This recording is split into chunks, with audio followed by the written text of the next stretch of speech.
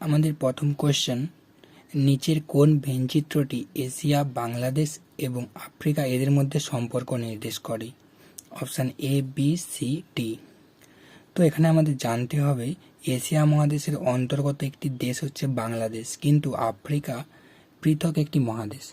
তাহলে আমাদের ভেন ডায়াগ্রামটা কি হবে? এটা যদি আমাদের বাংলাদেশ হয়,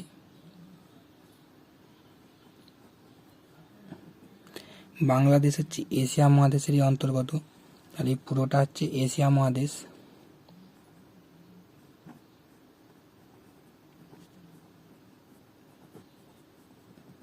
কিন্তু আফ্রিকা একটা আলাদা পৃথক মহাদেশ, তাহলে এটাকে আমরা লিখতে পারি আফ্রিকা।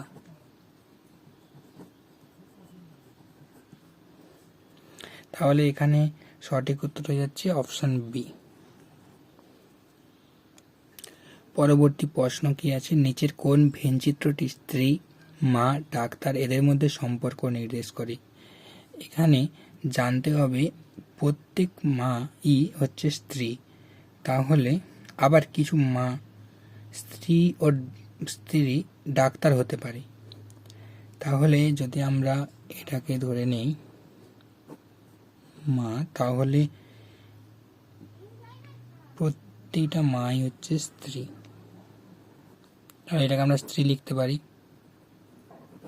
এবং এর কিছু অংশ সেটা মায়েরও হতে পারে বা স্ত্রীরও হতে পারে, এটা হচ্ছে ডাক্তার। তাহলে ভেন ডায়াগ্রামটা হচ্ছে কিরকম না, তাহলে এখানে সঠিক উত্তর কোনটার সাথে মিলছে? Option C.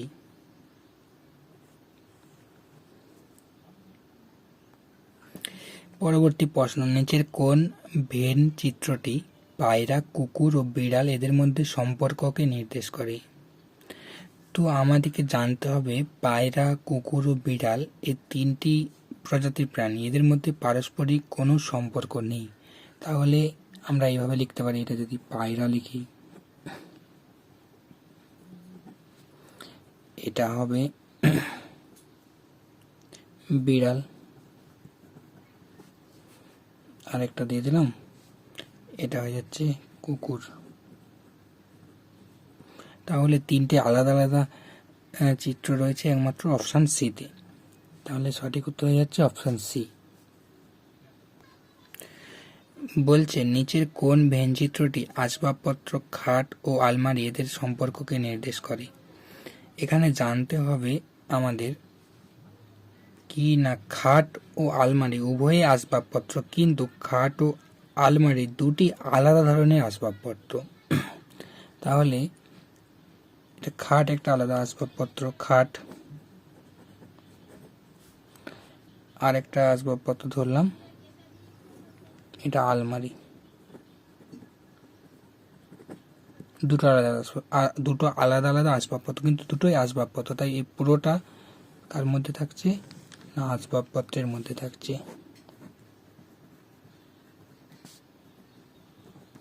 তাহলে ভেনচিত্র কোনটার সাথে মিলছে? Option C. পরবর্তী প্রশ্ন বলেছে নিচের কোন ভেনচিত্রটি শিক্ষা সামগ্রী, কলম ও আইসক্রিম এদের মধ্যে সম্পর্ক নির্দেশ করে? এখানে কলম এক প্রকার শিক্ষা সামগ্রী, কিন্তু আইসক্রিম সম্পূর্ণ পৃথক একটি খাদ্যবস্তু। তাহলে ভেন ডায়াগ্রামটা কিরকম হতে পারে? প্রথমে আমরা কলম,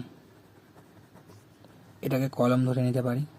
এই কলমটা কার মধ্যে আছে না, শিক্ষা সামগ্রী, এটা একটা শিক্ষা সামগ্রী, কিন্তু আইসক্রিম এটা সম্পূর্ণ পৃথক।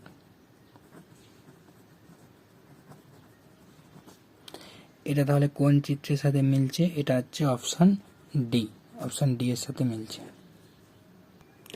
পরবর্তী প্রশ্নে কি বলেছে, নিচের কোন ভেনচিত্রটি লম্বা লোক, কালো চুলের লোক ও ভারতীয় এদের মধ্যে সম্পর্ককে নির্দেশ করে?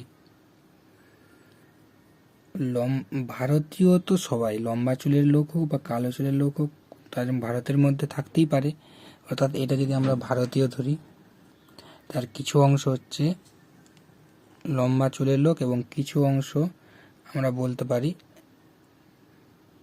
লম্বা ও কালো উভয়ই থাকতে পারে। এটা ভারতীয়, কারণ ভারতীয়দের মধ্যে কেউ লম্বা হতে পারে এবং তাদের মধ্যে কিছু ব্যক্তির চুলের রং কালোও হতে পারে, আবার কিছু লম্বা লোকের চুল কালোও হতে পারে। সুতরাং তিনটি দলের মধ্যে পারস্পরিক সম্পর্ক থাকবে। কালো চুলের লোক, এটাকে দিয়ে দিতে পারি আমরা লম্বা লোক। তাহলে কোন চিত্রটার সাথে মিলছে? Option B. চলে আসছি পরবর্তী। নিচের কোন ভেনচিত্রটি রম্বস, চতুর্ভুজ ও বহুভুজ এদের মধ্যে সম্পর্ককে নির্দেশ করে? আমাদের জানতে হবে সমস্ত রম্বসই চতুর্ভুজ এবং সমস্ত চতুর্ভুজই বহুভুজের অন্তর্গত। অর্থাৎ এটা আমরা ধরে নিলাম বহুভুজ। এটা হচ্ছে বহুভুজ। এর মধ্যে সমস্ত বহুভুজের মধ্যেই থাকবে চতুর্ভুজ।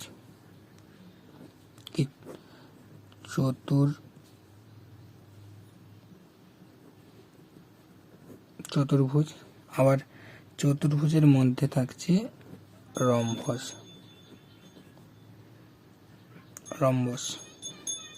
এবার এটা কোন অপশনের সাথে মিলছে? এটা অপশন এ। পরবর্তী প্রশ্ন কি বলেছে? নিচের কোন ভেনচিত্রটি বিচারক, চোর ও অপরাধী এদের মধ্যে সম্পর্ক নির্দেশ করে? তাহলে এখানে সব চোরই হচ্ছে অপরাধী, কিন্তু বিচারক এদের থেকে আলাদা। তাহলে ভেনচিত্রটা কিরকম হতে পারবে?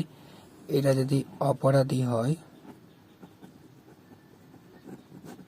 তাহলে এর মধ্যেই থাকছে চোর এবং বিচারক এটা আলাদা।